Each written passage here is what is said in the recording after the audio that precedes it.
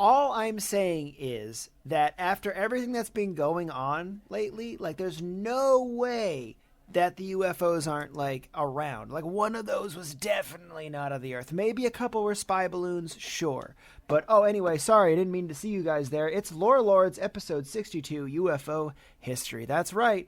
I'm going on my conspiracy theory shit. No, it's not me, it's Atlas, but I'm going off. You clearly just went off on conspiracy stuff. I was telling Pat before this for hours that they're just weather balloons with flashlights on them. There's no other possible explanation. Yeah, okay. Well, it literally doesn't make any sense otherwise. Well, let's talk about the history of all these conspiracies then, shall we? Yeah. How about we do? This is fully inspired by recent events. We're recording this as of the 16th of February in 2023. So if by the time you listen to this on YouTube, if it's put out there, we maybe more information's out. But America shot down a UFO. So maybe by then we'll be invaded by aliens, whose UFO it was.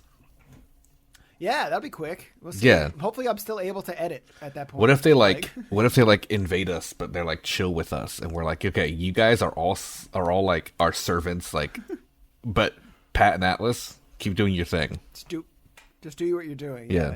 I mean, look, we've already talked about it. We want to be homies with them. We want to be friends with them. So they already know we have warm hearts. So they could take over everyone else and leave us to be our podcasting self. Yeah, and there's no like history anymore, right? Because it ends at the alien invasion, so they're gonna make us the chroniclers of history. Oh, cool! And we're gonna be like That's plugged really into computers, kind of like the servitors from Warhammer, and we're gonna be just like doing nothing but podcasting forever as servitors. Oh god! As long as I can still like, never mind. But yeah. So welcome to Lore Lords episode 62. I titled this one "Historical UFOs: History of UFOs, UFO sighting histories." Yeah, UFO history. There's so many different titles I have written down. What we'll use is up to Pat. But it's yeah, we had a huge influx of UFO sightings like recently, like in the past couple months. It's been kind of crazy. Yeah. It all started with a weather balloon though, which was really yeah. fun. There was a Chinese spy balloon that was shot down, and then another Chinese spy balloon that was spotted, and then like two more, and then UFOs just fucking everywhere. And then one got shot down by Come Town USA, so everyone loves that. Yeah. But I figured, you know what? I don't want to do it. I'm not doing a current events show. So why would I? I'm not doing a current events show. I'm doing a lore show. So we're gonna go back in time to go through the history of UFO sightings, where they come from, what they are, what they do, who are they, who are these people, right? Or not people. Why is this happening? So, like, ancient alien memes aside, there is a lot of ancient alien events, as in people seeing things. Things you could only describe as UFO sightings, right? Like. So there's a lot of different classifications of a UFO sighting. I don't know how much you know about this, but there's official regulations on UFO sightings, like what you classify it as. Oh, right. Yeah. And this has been a thing for a long time. But when you look back at like ancient UFO sightings, it makes it a very intriguing because this is an era of pre-flight. Right. So it's not like you can't say weather balloons because there was no balloons. Yeah.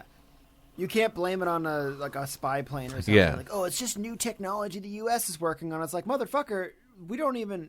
We dream of flight at this point. Yeah. So this is... Cue the Civ 6 theme. Cue the Civ 6 dreams of flight. So my skeptic brain has to take over before we get too started. Let's talk about things before we even go into these historical sightings, what they could have been. Because like we just said, they couldn't be spy planes. They couldn't be American technology. So what were they likely? Weather phenomena. Very easy to explain things away because the ancients, of course, were very non-scientific. And when you see something like ball lightning, you're like, what the fuck is happening? There's like laser blasts in the sky. What's a laser? Like, what's a blast, you know? But it's happening in front of them. Inventing those words right then. Yeah, and there's a lot of other crazy things, too. Like sundogs. You know what a sundog is? No. We'll talk about that when we get to it. But that's another like weather phenomena that can happen. That's pretty rare, but they do happen. So it's like things that you see, you would explain as so many as either like gods or like crazy things, you know. It's just so cool that, like, I mean, it really is on a scientific level. Like, it's so cool, all the different types of gases. Like, during, like, volcanic eruptions, for example, the biggest effect is not necessarily the big lava explosion that happens. It's, like, the gases that are released and what that can do to the atmosphere and what kind of lightning that can create. And you can easily imagine people seeing shit, you know? Yeah. Like, easy. Even, like, volcanic eruptions. Like that can from a distance that looks crazy. You know, you don't know what's happening. So yeah, there is. And back to talk about NASA a little bit. Let's go to the NASA standards and classifications for UFO sightings. Yes, this is actually really cool. These were made by the astronomer J.A. Hynek, who divided them into 3 categories. There's close encounters of the first kind, which have no physical evidence. Close encounters of the second kind have physical traces, and close encounters of the third kind have occupants observed. So those are the 3 different categories of UFO sightings. Most of the ancient sightings that aren't disproved have all been categorized by NASA, which is great. So they looked at them as if they took place in modern day, and they like categorized everything in a modern classification. We're gonna start this at a date of 217 BCE. Got it. So we're going back. Go all the way back, we're going back to Rome. This is the first ever recorded UFO sighting. Now, before this, we have cave paintings from like the Neolithic era. We have a bunch of other weird, like hieroglyphic kind of descriptions or art done by the Egyptians before this, which might be UFO sightings. Yeah. But I mean, we can't be for sure. There's a conspiracy that says that like one of the reasons why humans grew so quickly in a short amount of time was because we had people come here, show us how to use basic tools, and leave before that's like a major conspiracy, which is why we have like overlord kind of syndrome. Yeah, I don't believe any of that. So I don't believe ancient alien memes. This is why I'm bringing. Which is why let's just close that. We're not talking about ancient alien stuff. Oh, and I don't either. By the way, I'm just saying it is a conspiracy that exists. That's very popular. I don't believe it either. I personally think people that like believe in the pyramids, for example, not being human or being alien is really discrediting to not only ancients but also humanity as a whole, and thinking that we couldn't possibly do such a thing. We could. Did it. We absolutely built the pyramids, but I mean, we being humanity, humans, yes, humans. Speaking in a human term, we did it. We did it well, and we have evidence as to how we did it. So it's yep. And guess what? Unsurprisingly, a lot more evidence as to how we did it than how aliens did it. So yes, yeah. The pyramid one always made me laugh, though. But yeah, there is cave paintings back to like that era of Neolithic humans with like weird shapes in the sky. But it's like we don't know if they're talking about just like meteors or comets that came by, or meteor showers, or other weather phenomena.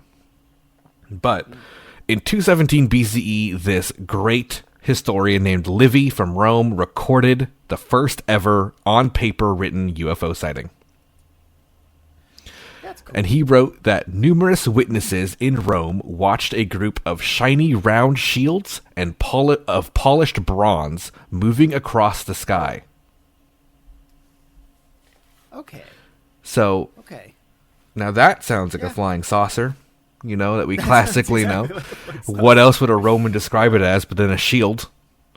And polished bronze would be like when you polish bronze to be a steel color. They love it. So they love bronze. Yeah. So, but polished bronze indicates that it's more like a silvery color, right? So that's more modernized metal, advanced metal than they really have a lot of access to.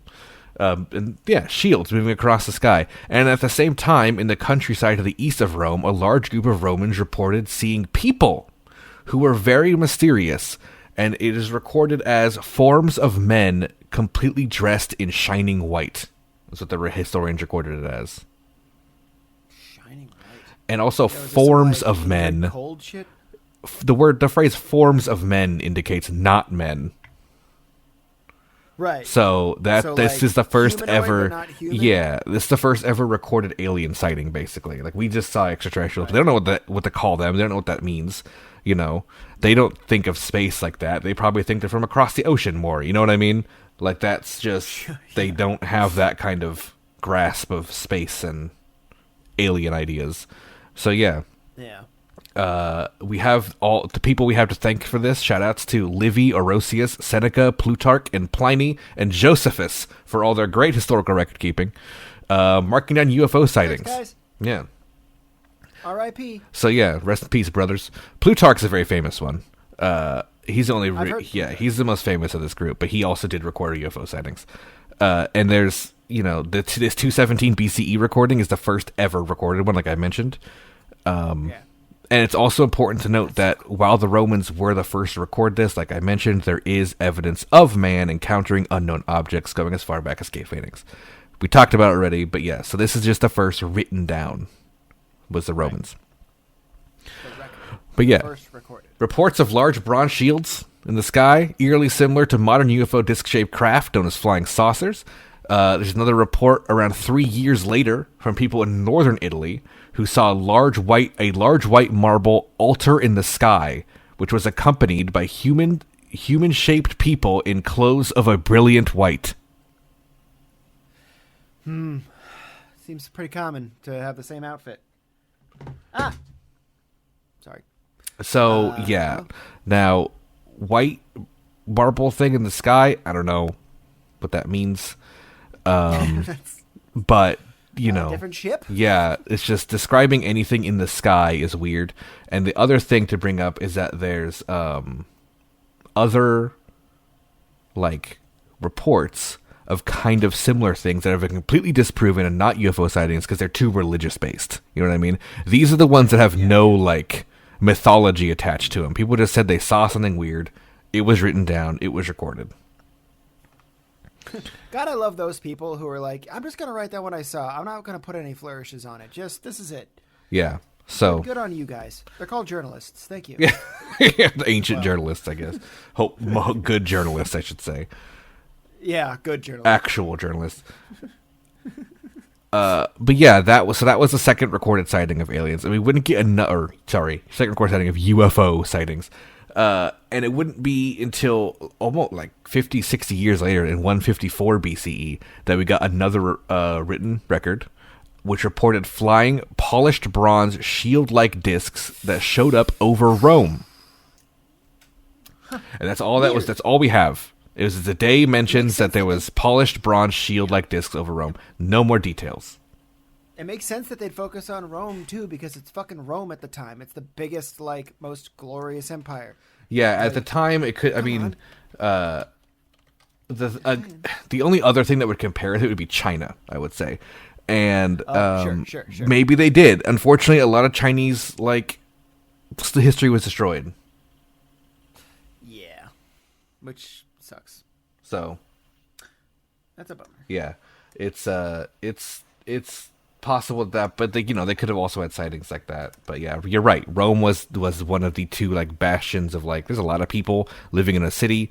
They're doing very well for themselves. Let's check them out, see what they look like. I get it. Restaurants. Yeah, they're serving ground beef. What the fuck? So yeah, that was reported. And then we had multiple sources, by the way, apparently reported seeing the polished bronze disc. So it was it wasn't just one person. Right. And then we had 50 years later, in 104 BCE, people of two Italian towns in the hills outside of Rome watched as, quote, flaming spears and oblong shields rushed at each other in an aerial battle, unquote. Whoa! Yeah, so this is one that's more, I think, weather phenomena explainable. Yeah. This could be a crazy, an incident of, ball lightning or... ice refractions in the sky that make crazy shapes moving around. Yeah. It happens. That's a huge leap. Yeah, so, it's important to think of other answers. But yes, people did say they saw round shields and spears in the sky. So, in 100 BCE, we had a very large, quote-unquote, round shield-shaped object travel across the sky. Okay. and that's all it was mentioned. And many people, there's multiple people reported on this specific large shield that's traveled across the sky over Rome, and some historians recorded it as a blessing of Mars, like it was a shield of Mars, like protecting Rome. Other people wrote that it was not that, and that it was very weird and uncomfortable.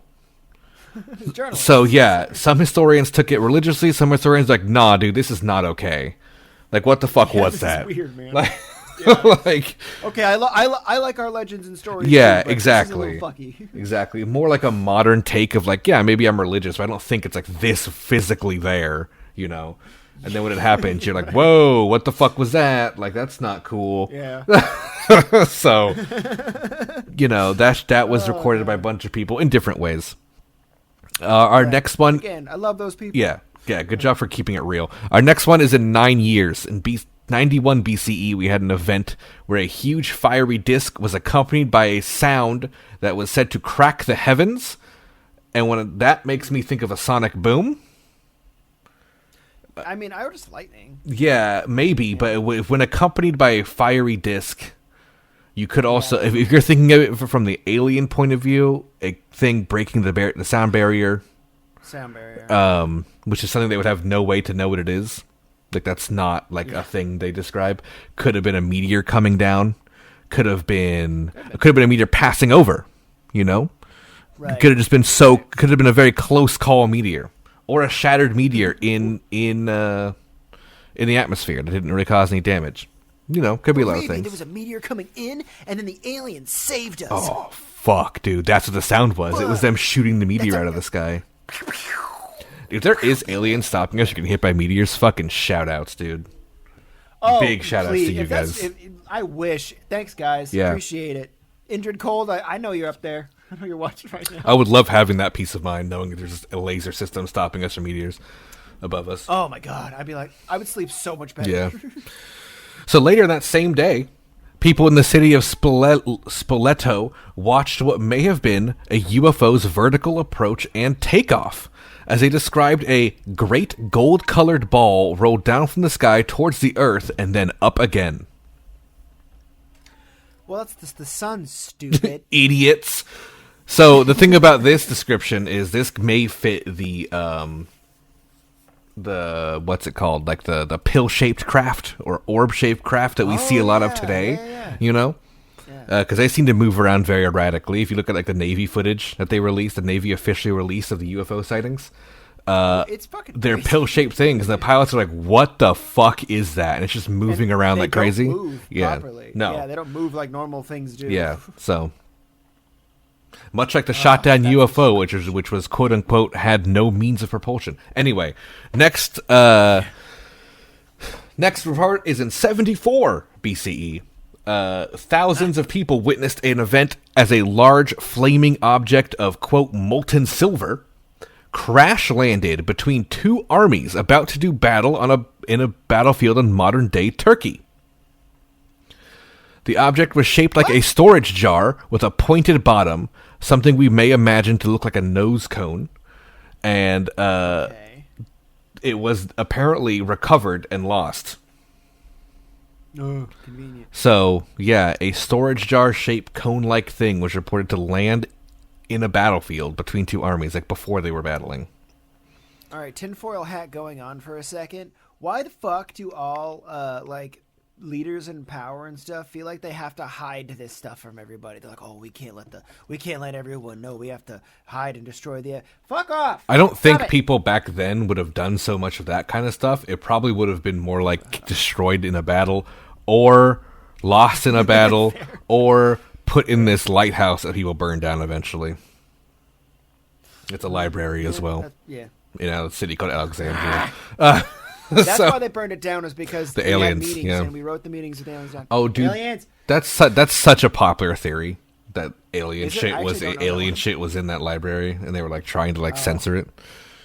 I mean, that's what the church does. Well, this was long before that, but it was like but Atlantis is the bigger theory. People are like, oh, I had the gate to Atlantis in there. All that shit. Anyway, we'll do an Atlantis episode one day because it's fucking hilarious. Which also, just for the record, this episode is leading up to Roswell. I'm not going to talk about Roswell because that'll be a whole episode. We need a whole thing to talk about Area 51. So we're going up to Area 51 on this episode. I did my my senior thesis on Area 51.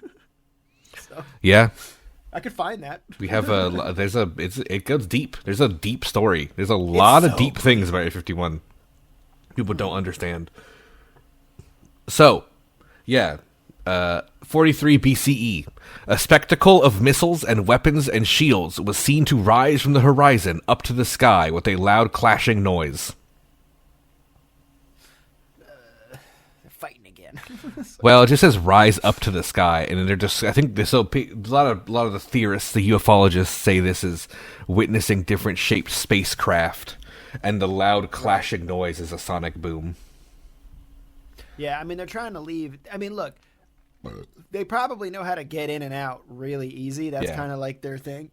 They don't use propulsion systems. They use something else. Yeah, so that's what people think that exactly what they're seeing is like ships leaving Earth, potentially. Who knows? Question mark? I mean, at that point in history, they probably still saw us as incredibly inferior and dumb. They're like, they'll just fucking think it's their gods or something. Little did they know, 2,000-something years later, two nerds are going to be like, yeah, it's you guys. We know who you are, Zorp and Thorpe. Get back here. Get back here. Give me a high five, brother. Thanks for the meteor fight. But that was the final UFO report before the ADs, or the CEs, as we call them nowadays. Yeah. So that was the final BCE report.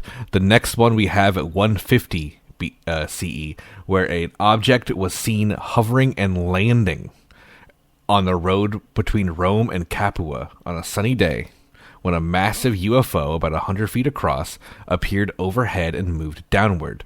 The object was described as flat yet curved, like a huge piece of pottery, aka a potsherd, like a broken piece of pottery. Right. And many witnesses described this craft. The top of the object had many colors, quote unquote, and shot out fiery rays of light.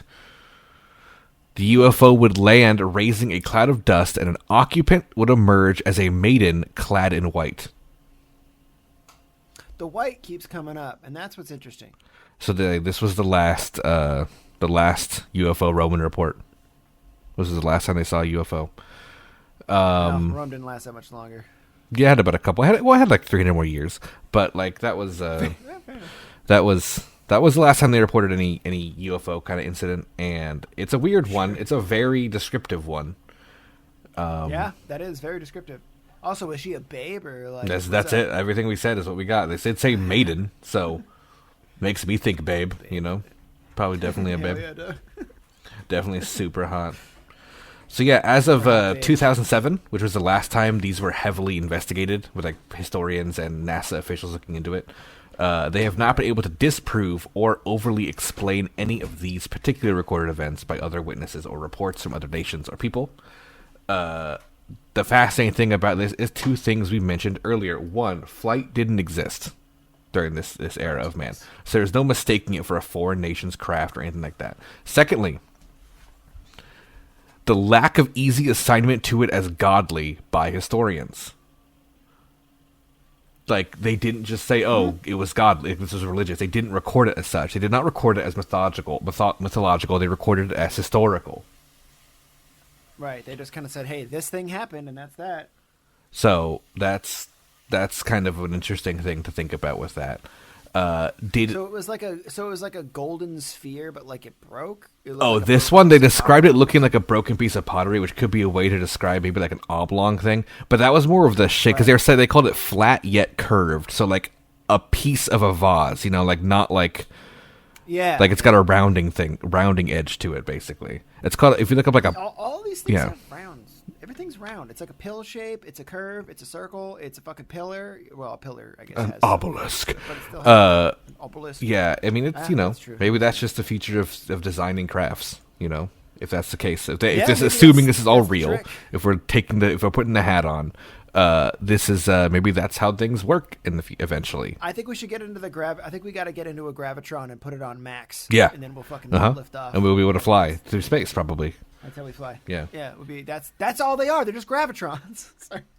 But yeah, why was but every fair asking why they didn't record it as like mythological, religious, legendary kind of thing is interesting. Like, did this maiden tell them otherwise? Were they so disturbed by natural paranormal of like natures of these events that they just didn't think it could be heavenly? Like, it was so like uncomfortably weird that they were just like, this isn't normal. Like, this shouldn't be here, kind of thing. Yeah, like, yeah. I mean, like, the whole idea. I mean, to be fair, the whole idea with, like, you know, like, whether you're a monolithic god or whatever, polyolithic, whatever, polytheistic, like, you're supposed to feel as though there's like this oncoming blessing when a god is present with you, right? Where, like, if they're in front of them and there's like, this is fucking strange, it's that uncanny valley thing. It's like, yeah, that's not God then, dude. Like, that's like that. If you have the feeling of I should get out of here or like this is weird, it's probably not the Lord coming down and giving you a kiss on the forehead, because otherwise smooch. You probably feel pretty good. Big ol' smooch. Because that's what, you know, that's the idea, is that it feels good. You want to know something else crazy? What? This is going to be the last recorded sighting for about 1,500 years.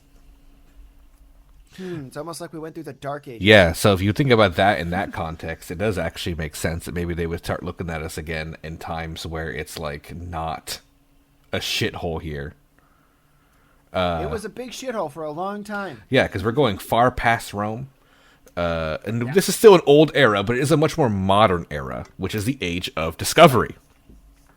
Aha! This next sighting takes place in Europe in 1561, and it is a very famous sighting and a very debated sighting, which I don't believe was real. It is an event known as the Celestial Phenomenon over Nuremberg, if you've heard of that. I have. It was a mass sighting of UFOs in the sky over Nuremberg, which was at the time a free imperial city of the Holy Roman Empire.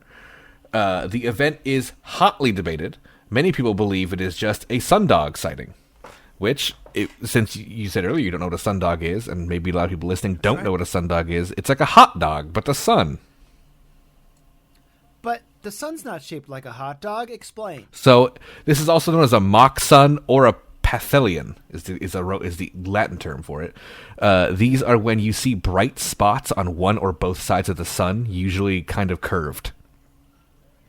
And the reason you see this is because it's a buildup of ice crystals in the sky that refract sunlight. It makes very weird looking skies. Like, it makes the sun look weird as hell and the sky look weird as hell. So in a time of heavy religious overtone domination, it would make sense as to maybe think this was some kind of crazy celestial, godly, or unexplainable event. Can you pet the dog? I mean, it is ice crystals, so it wouldn't like. So? I mean, yeah, I guess you could if you were up there. You should probably have a suit on, but you could do it. Probably. Yeah, you could do it. Is it a good boy? I think it might be. I might rate it 10 out of 10. So many people witnessed an event that would be described as a, quote, battle out of the sun, unquote, followed by the appearance of a large black triangular object and exhausted spheres falling to Earth in a cloud of smoke. This was reported on a broadsheet. Do you know what a broadsheet is? I was gonna make an offensive joke. No. Hey, yeah, I know. I've seen a couple of those. No, it's it's like imagine someone writing a newspaper, but it's just one article and just posting it on doors for people to see. Oh, yeah. So, and sometimes they're wood burned. I think this famous one might actually be a wood burned one, so they last longer. But it's very early printing, like very, very early printing tech. Journalists at it again. Yeah. So there's a broadsheet about this, and I actually have it translated to English to read word for word. So this is what was written on the broadsheet. In the morning of April 14th, 1561, at daybreak between 4 and 5 a.m., a dreadful apparition occurred on the sun, and then this was seen in Nuremberg, in the city, before the gates and in the country, by many men and women. At first, there appeared in the middle of the sun 2 blood-red semicircular arcs, just like the moon in its last quarter, and in the sun, above and below and on both sides, the color was blood. There stood a round ball of partly dull, partly black, furrowous color. Likewise, there stood on both sides, as a torus and the sun, such a blood red, and other balls in large number. About 3 in a line and 4 in a square, also some alone. In between these globes there were visible a few blood-red crosses, between which there were blood-red strips, becoming thicker to the rear, and in the front malleable like the rods of reed grass, which were intermingled among them 2 big rods, one on the right and the other on the left, and within the small and big rods there were 3, also 4 or more globes. These all started to fight among themselves, so that the globes which were first in the sun flew out to the one standing on both sides. Thereafter, the globe standing outside the sun, in the small and large rods, flew into the sun. Besides, the globes flew back and forth among themselves and fought vehemently with each other for over an hour. And when the conflict in and again out of the sun was most intense, they became fatigued to such an extent that they all, as said above, fell from the sun down upon the earth, as if they all burned, and then they wasted away on the earth with immense smoke. After all this there was something like a black spear, very long and thick, sighted. The shaft pointed out to the east, the point was pointed west. Whatever such signs mean, God alone knows. Although we have seen shortly one after another many kinds of signs in the heavens, which are sent to us by the Almighty God, to bring us repentance, we are still unfortunately so ungrateful that we despise such high signs as miracles of God, or we speak of them with ridicule and discard them into the winds, in order that God may send us a frightening punishment on the account of our ungratefulness. After all, the God-fearing will by no means discard these signs, but will take it to heart as a warning of their merciful Father in heaven, will mend their lives, and faithfully beg God that he may avert his wrath, include the well-deserved punishment on us, so that we may temporarily here and perpetually there live as his children. For it, may God grant us help. Amen. By Hans Glacier, letter printer of Nuremberg. Okay, I love that. First of all, the first bit when he's trying to describe the event, it sounds like it's written by a 4-year-old. And then I saw these 2 rods that got thicker, and then the end kind of looked like a reed, and then in the middle of it there was like this thing, and then these other circles were like blood red. And then, so first of all, that. Second of all, classic Fox News journalist thing, reports the news and then immediately like, this is a sign from God. This is definitely God saying we are a terrible nation. We do not listen to these signs. We do not. It's just very funny how immediately it went from this is what happened and it's because of God. Yeah. So okay, again, all right. 1500s, super religious. 1560s, Holy Roman Empire, very religious. Holy Roman, so big time. Yeah, no, this story is it's wild. Yes, the description, it's like way too overly descript in a very basic language format, and then it just goes into how we need to die for our sins and shit. It's like, okay, Pastor Rick, fuck off. So yeah, a lot of people saw this and witnessed this event over Nuremberg, and this was posted a couple days after the event. But we do actually have the original. We do have, luckily, people. So broadsheets were meant to be thrown away too. Like a lot of them were made in wood to be used specifically as firewood later. It was like a recycling effort. Like you can just use these later. So luckily, someone saved this one, and we actually have it in perfect condition. So yeah. It's I mean, somebody probably read that day and was like, what the fuck? Yeah. So like it's cool that we have this, and so we know it was a real thing that was printed. We know that it mentions multiple witnesses. There is some other journal writings that reference this event. But yeah, it's been heavily analyzed and criticized over the years. There's actually a book in 1958 by a man named Carl Jung titled Flying Saucers, A Modern Myth of Things Seen in the Skies. And that's kind of what brought this story into the zeitgeist of ufologists and stuff. Like it brought this old weird history story like into popular UFO talk. That's really cool, actually. And it's commonly believed to be a sundog. That is the most common thing. You would see the sun, you would see other shapes around it, kind of refracting the light, which is ice in the sky, and eventually they would melt from the heat of the sun and kind of dissipate, which could be how they were seeing like orbs falling, like it'd be like the light kind of like stopping to refract. And of course, if you're looking up at the sun, you're not seeing things too clearly. No, you're blinding yourself because you're a fucking idiot. Yeah, so don't do that. Can't do that. Don't stare at the sun, people. Please don't stare at the sun. Yeah, the Nuremberg incident was not also the only one of its kind during this time. Like, there was other leaflets and broadsheets that exist of celestial phenomena. But, it basically seems like it was a sundog effect, and people have described the blood red effect as maybe a eclipse at the same time. So you had two phenomena happening at once, which makes it really crazy, and everyone freaks out, you know? There's a lot of things it could have been, too. It could have been the fucking sun. Oh, no, they said it was in the morning, right? Wait, yes, morning? Yeah, I think it was 5-something a.m.?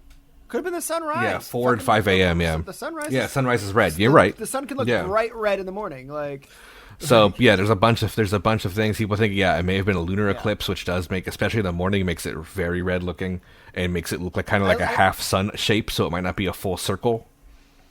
Yeah. What I love about these types of lore lords and lists and stuff like that is like, because there's like a bunch of different smaller stories that you put in, and some of them are like, nah, that's bullshit and stupid. Like this one, I'm like, yeah, this is a web. This 100% spells out web. Yeah, this is. But then there's the other ones that you're like, wait, what? Yeah. So this event, for the record as well, is not classified as a UFO sighting by NASA. This is just it is a UFO sighting historically, sure, but it's not like it is not officially listed. Like, this is probably like the Roman ones. They list as UFO sightings. They can't explain them. So yeah, maybe people ate a bunch of mushrooms and partied in the street and saw crazy sky stuff. I don't know. It's weird. The next one takes place only 5 years later, in Basel, Switzerland.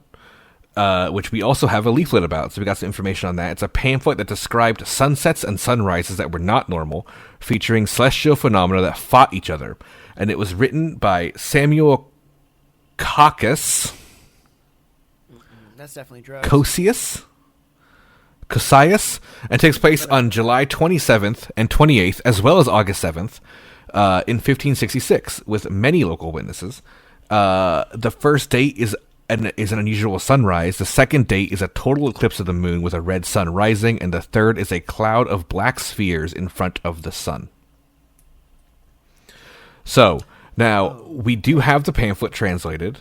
I spent a lot of time looking for a translation of this pamphlet, and unfortunately, the only one available that is used by everyone, including people who have published books on the topic, is a citation-needed Wikipedia translation.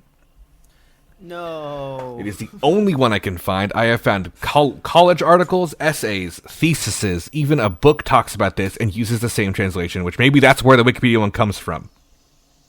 I don't know. Yeah, that's rough. That's rough. So, but here we go. You know, this is what we got. This is all I can get. Just throwing that out there. Citation needed.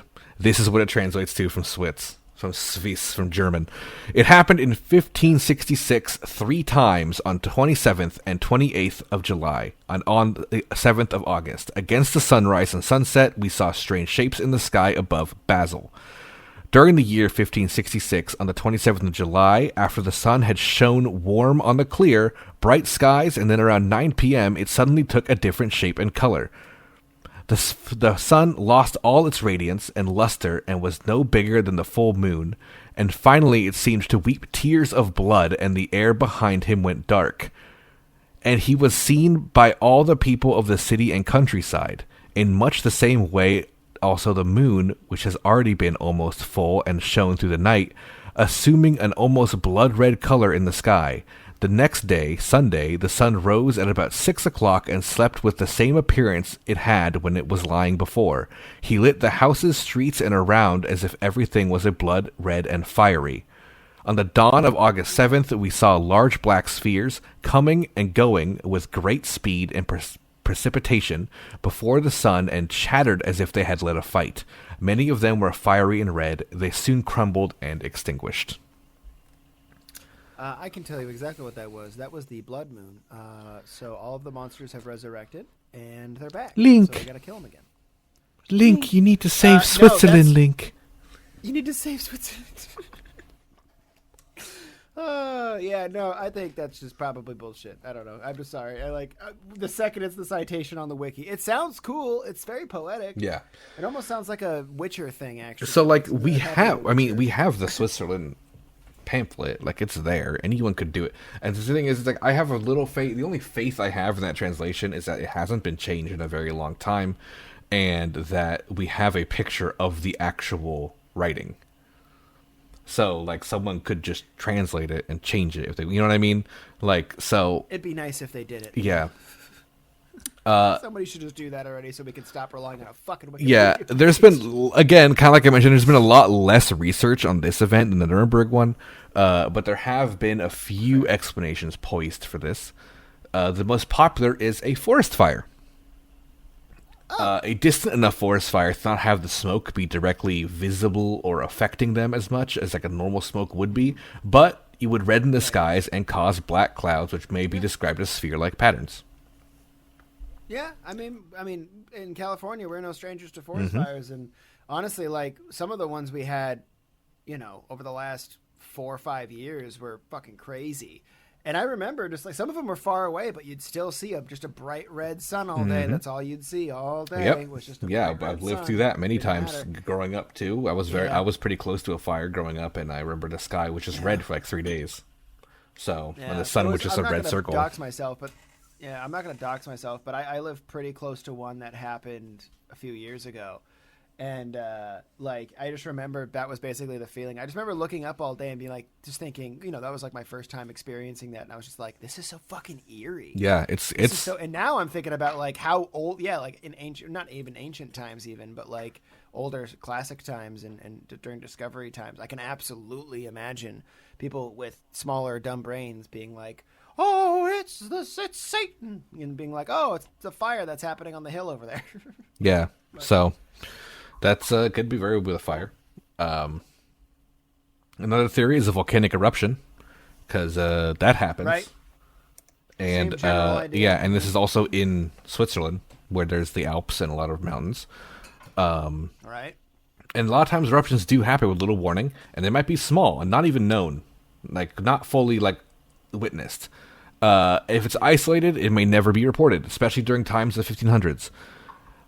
Mystery eruptions are also more common than you'd think, with unknown volcanoes erupting at once that we just never know about. But distance may not matter much, as even a small volcanic eruption in the Alps could have a huge visual effect on the region. So Mount Etna is an active major volcano in Italy and is the closest one located to Basel, Switzerland, and records indicate that it did, in fact, erupt in 1566. But the date cannot be confirmed. If this happened, it's likely it would have warped the skies over Switzerland. The wind could have also blown that direction. Easy. And perhaps Basel was out of the loop at the time and did not know of the eruption or hear the eruption. So they just kind of had this crazy sighting happen. So, there's two very easy explanations. Have those explanations to them. Yeah. I want to get to the ones that blow my mind. The last sighting of this era takes place in the Gangwon province of modern-day South Korea, where on September 22nd in 1609, multiple people witnessed UFOs in the sky that looked like a washbowl that was split in two, moving back and forth. Let's go. That's what I want to hear. That's all we have for that one. But people there was witnesses in South Korea of seeing a washbowl split in two, moving back and forth in the sky. That's the classic UFO. Yeah, so we're back to rounded UFOs. So yeah, I wish there was more on that. In my opinion, the celestial phenomena are just explainable natural events or disasters, kind of like we talked about earlier. In the era of discovery and expansion, the fear of God is basically at an all-time high. This likely influenced people to believe the events were some sort of religious incident over like anything else, and not kind of even try to take a scientific look into it. And the Korean one is a much more standard UFO reported sighting. Just, we have basically no information on it. Yeah. But it's just like, oh, look, discs in the sky. What is that? That's all we have. So the document this information comes from was also written in Chinese, the Korean sighting, with traditional Chinese, which was then translated to Korean and then translated back to English, which has a very high chance of losing context. The only other thing we really can glean from this is that people did record or hear a drum sound, which could be a sonic boom effect. Again, they don't know what that would be, so they did hear a drum sound around that at the same time as the sighting. Yeah. Which, adds some legitimacy to these UFO sighting. This one is recorded as an official UFO sighting of the first kind. So, all right. There you go. You have that. I love the title, by the way, just of the first kind. I mean, that's why. Cause it was so good, it became a show. Yeah, it was such a Close Encounters of the Third Kind. That's right. The next incident comes to us 200 years later in February 22nd of 1803. This is an event known as the Utsuro Bune incident. And this is the report of an unknown object that was found washed ashore in the Hitachi province of Japan's eastern coast. The phrase Utsuro Bune translates to empty boat, and the records of this event appear in multiple texts. The story has become a local legend of the area, and the story goes as such. On February 22nd of 1803, local fishermen of the Harayadori shore in the Hitachi province saw a ship drifting in the waters. Curious, they towed the vessel back to land and discovered it was 10 feet high, 17 feet wide, and it reminded them of the shape of an incense burner. Oh. The upper part was covered in what looked like red-coated rosewood, with the bottom coated in metal plates. The upper part had several glass or crystal windows clogged with some kind of tree resin. The windows were completely transparent and shocked the fishermen who looked inside. The inside was covered in texts of an unknown language, and the men discovered bedrolls, packaged cakes, and kneaded meats. Then, they saw a beautiful young woman of age 18 or 20 who was around 5 feet tall with red hair and eyebrows with white hair extensions. The skin was described as being a pale pink, and she wore precious, long, and smooth clothes of unknown fabrics, spoke a language no one understood, but appeared friendly and courteous. She also clutched onto a small cube made of a pale material that she would not allow anyone to touch. This story gets told again on the date of March 24th in the same year, and there's even more descriptions of identical events taking place around this time period. Many things are strange about this, such as the high detail of the descriptions. The pine resin in the windows is a very weird thing. If it was an alien vessel, it's likely they were making things up that made sense, like the resin. Like they couldn't understand what they were looking at, so they just kind of attached words to it. Sure, yeah. It could have also been a downed craft repaired with materials available here, speaking with the hat on about aliens.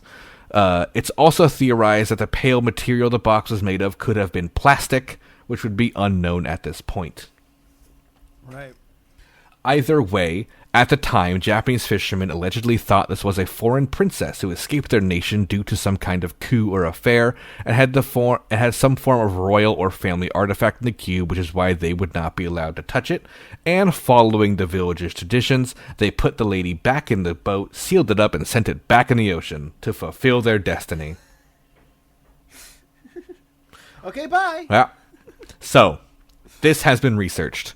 It only took place in 1809, so it's not that far back.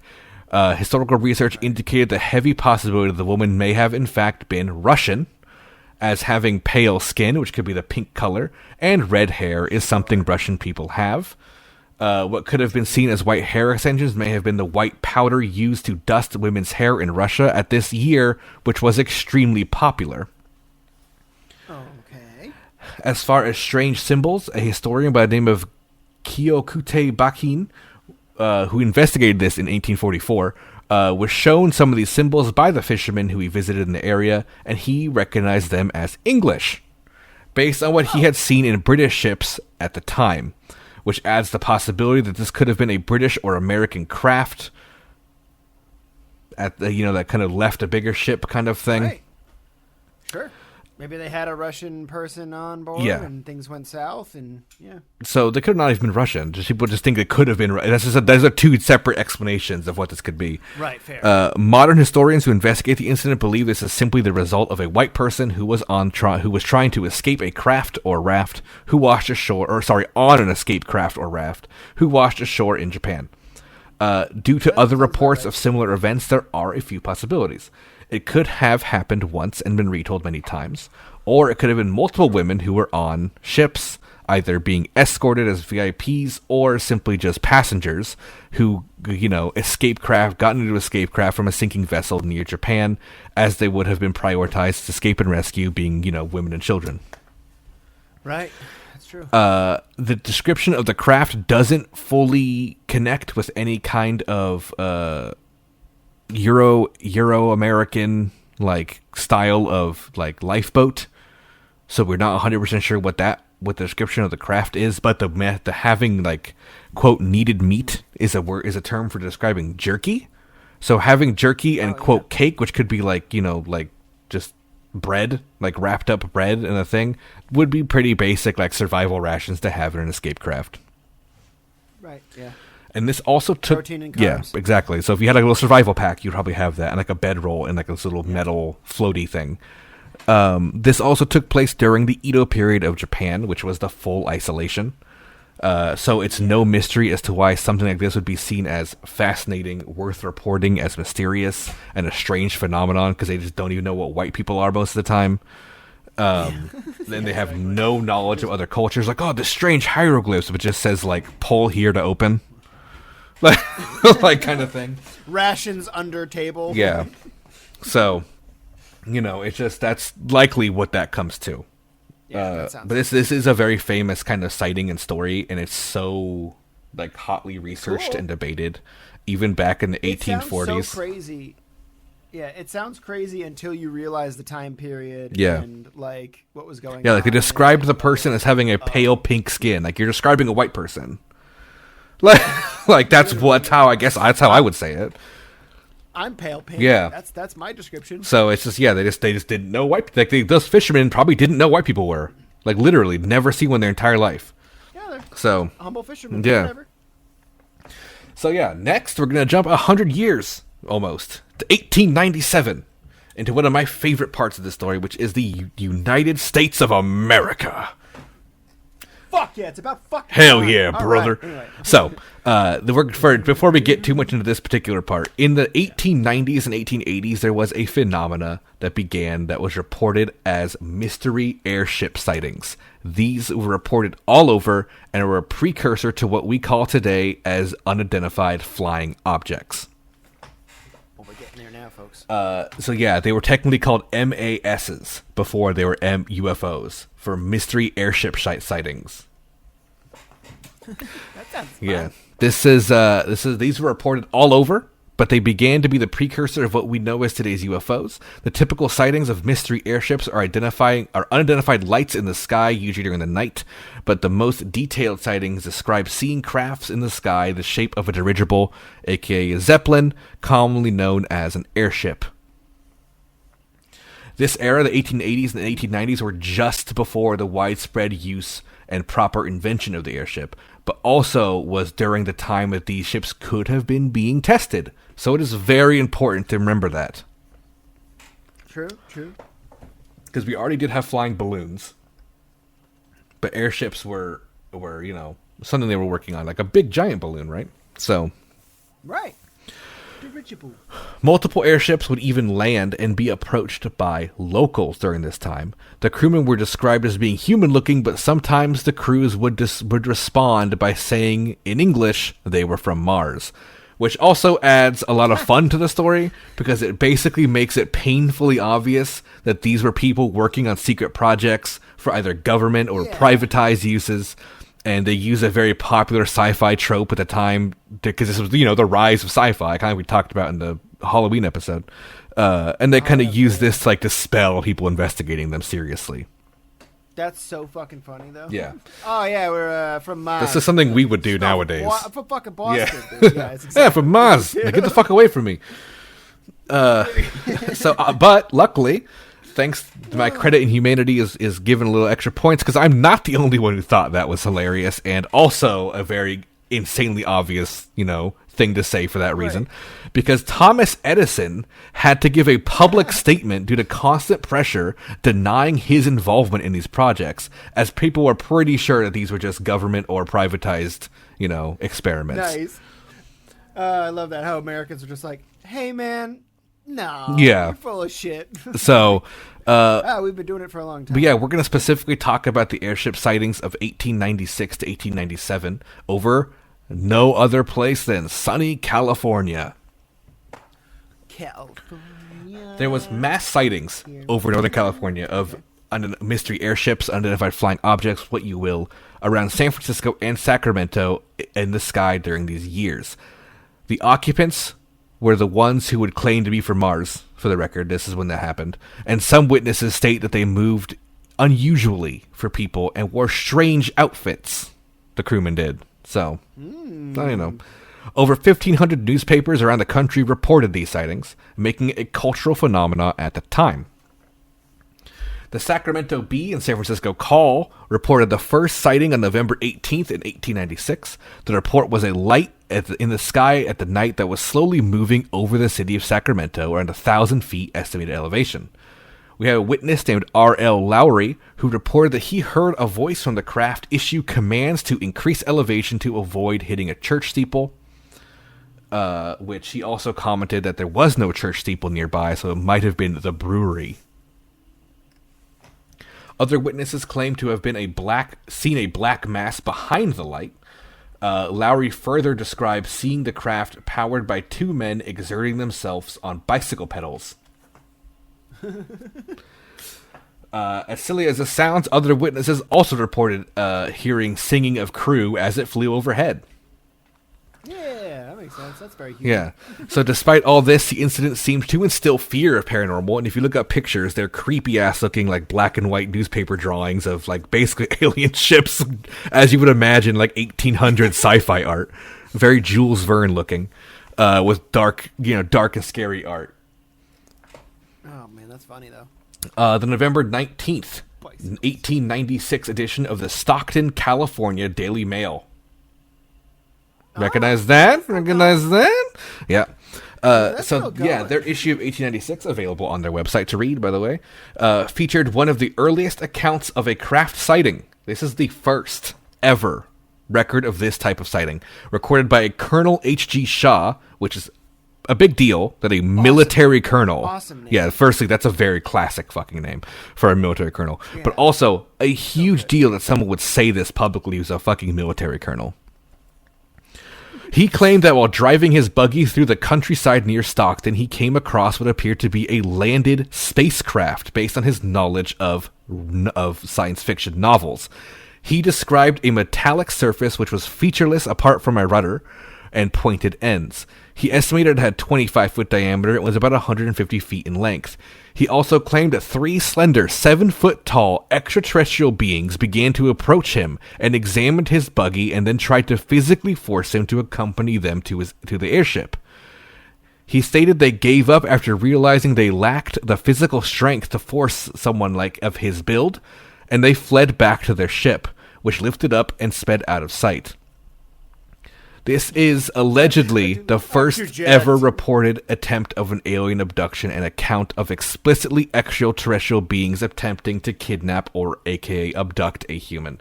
Now, to mention the build thing, he was a pretty old man.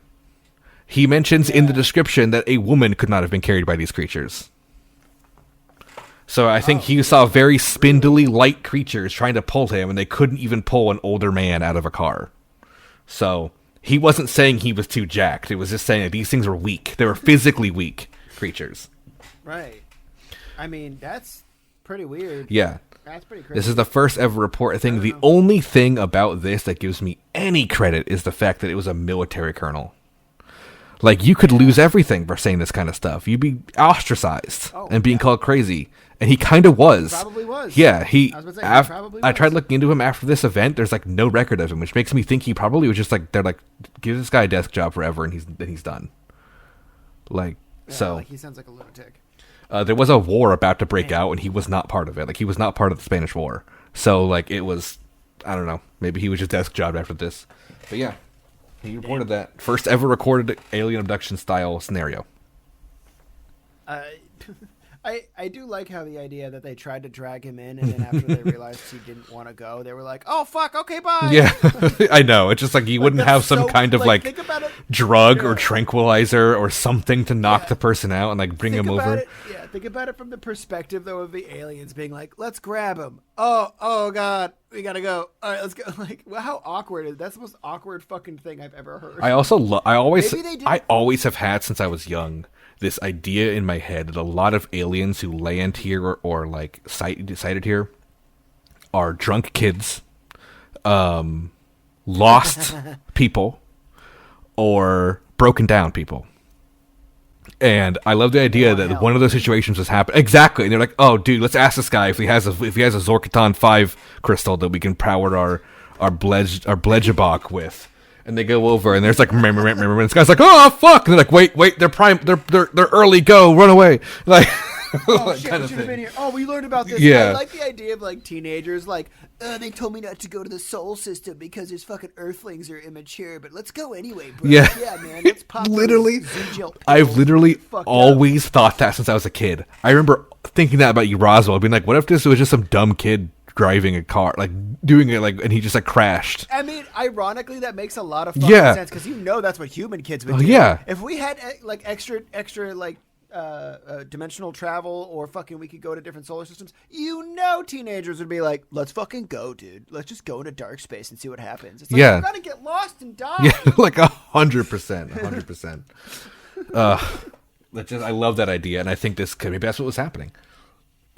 That would be so I really hope that's it. And then like one day an alien comes down and is like, "Yeah, bunch of dumb kids, man." Sorry about Roswell, guys. That was my nephew. He was an idiot. Yeah, we loved him though. He had a good sense of humor. So, there was many other unidentified airship accounts that happened during this time. Many of them have been explained away as, very obvious Zeppelin tests, airship tests, stuff like that.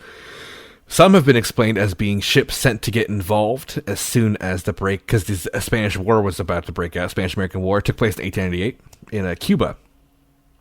There was even a report of a woman reporting that one landed and the pilot told them that they were on their way to shoot some Spaniards with their Hotchkiss, which is a brand of machine gun. Oh. So, like, That's pretty much self-explanatory. But we do have one big crazy story during this time that happened of an unidentified airship, again, in Aurora, Texas, in 1897. Oh.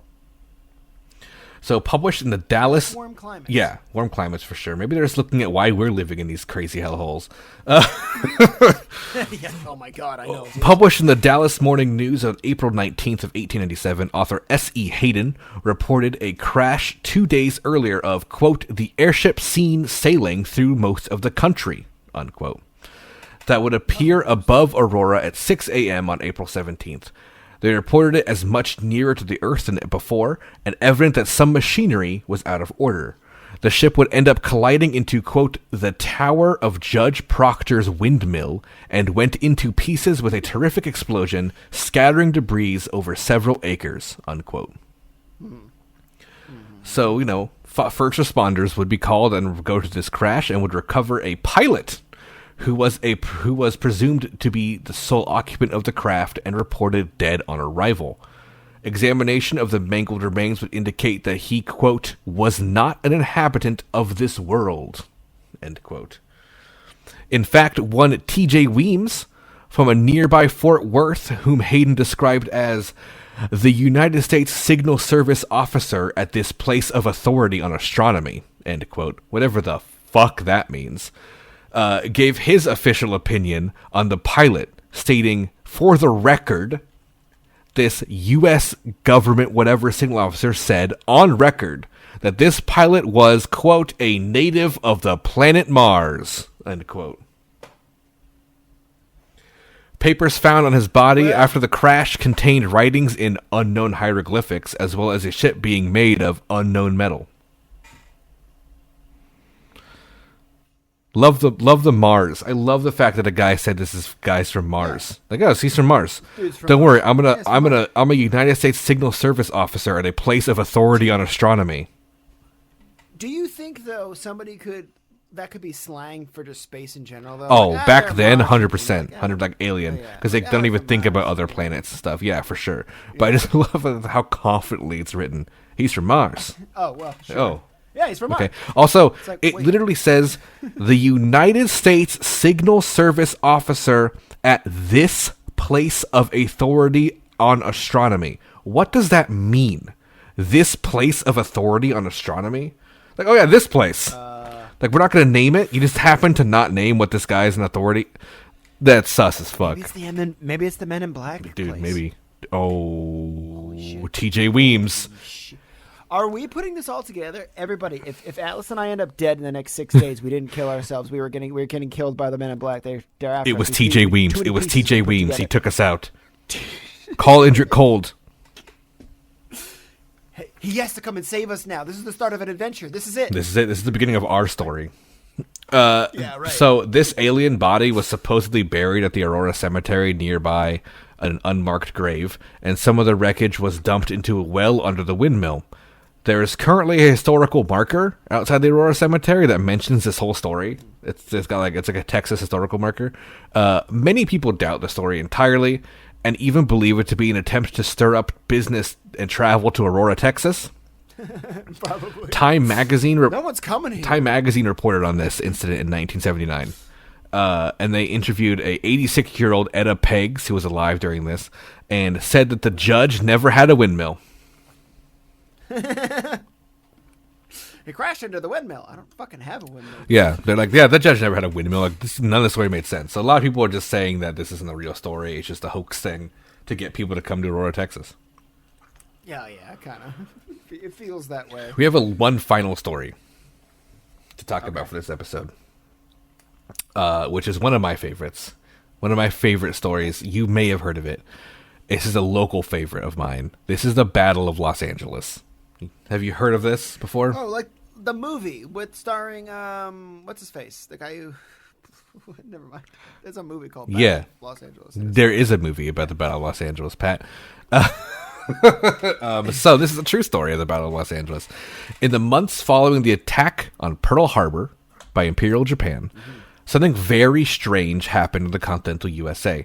People in America were, as you might expected, very paranoid. Because we just entered World War II. We had a water-sharing, ocean-sharing neighbor who was Imperial Japan. And fear was heavy all over the West Coast that, things could be, we could be attacked. And it could have. Yeah. It technically did, which we're going to talk about in a second. So cities like Oakland had nightly blackouts. Schools were closed for weeks at a time due to rumors of a nearby Japanese aircraft carrier. True facts, there was a nearby Japanese submarine in the Bay of San Francisco for years. So, Jesus Christ. So that's the story.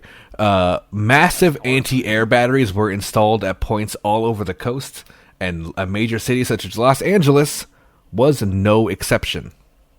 So a couple months before this, many people don't know, Santa Barbara was attacked by the Japanese. Really? Yes. If you go there now, we could go visit it. We could go record a Lord's live blog at the site. There is plaques describing what happens. I think it's called the Ren Wall area. There was a Japanese missile attack that caused no casualties and no damage. Just hit the earth. Hit rock. That's all that happened. From submarines off the coast of cities. Counts as an attack. Yeah, no, it is. It's the only Japanese attack on American soil ever, or only attack on American soil ever. But it's just nothing. No, there was no structural damage and no lives lost. So it's not like recorded as a battle. Right. But it happened, and people freaked out, as you might expect. Yeah, no shit. Holy shit. That's happening. I know if as someone who lives in LA right now, if Santa Barbara was attacked, I'd be freaked out. I'd be extremely worried. To where I came from. I would be extremely worried. You want to come with me? Oh, get me! Yeah, honestly, get me the fuck out of here.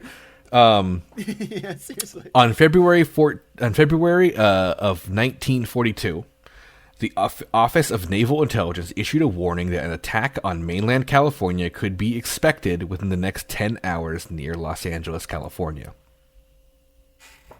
Alarms were raised as flares and blinking lights were reported by people and military officials in the skies over Los Angeles.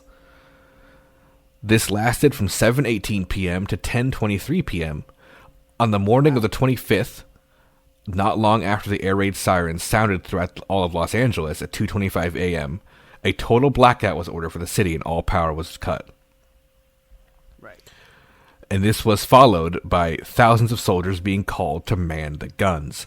At 3:16 a.m., the 37th Coast Artillery Brigade began to open fire at moving lights over Los Angeles, firing a total of 1,400 shells.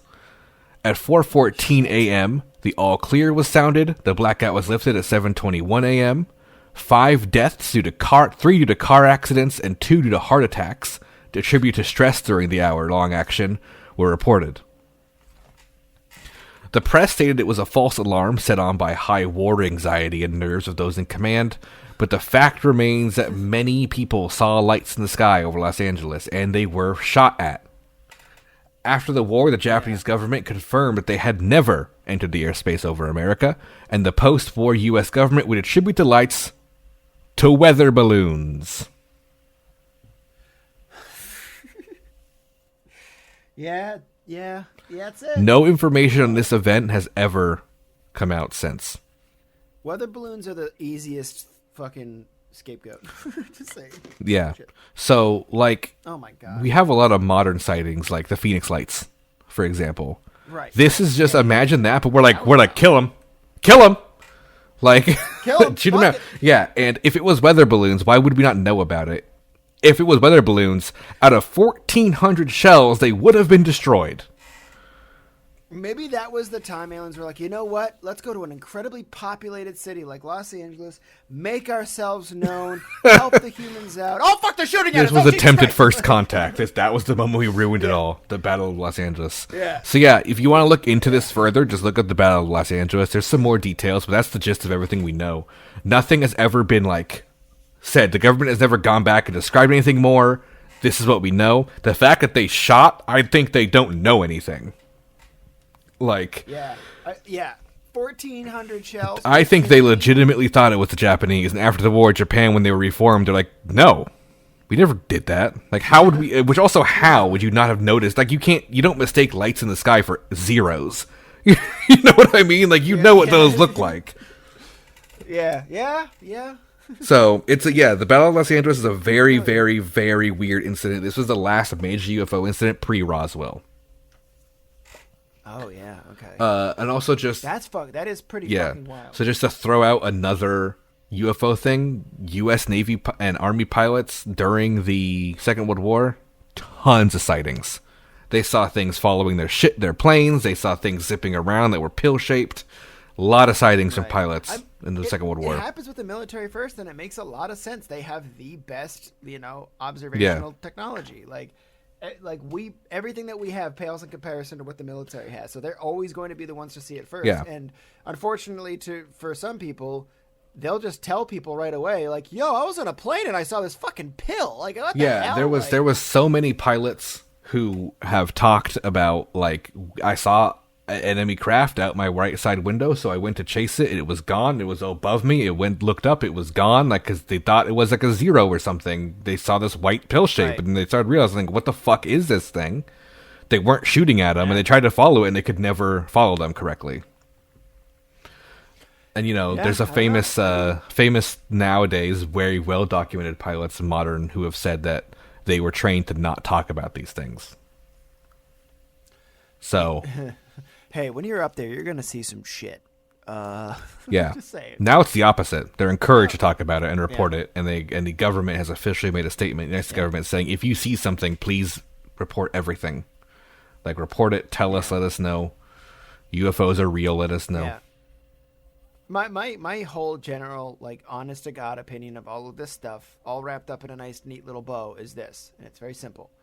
It's the idea that, I do think that there are life on other planets, and I wholeheartedly believe that there are civilizations that could exist, galaxies or even fucking universes away, Absolutely.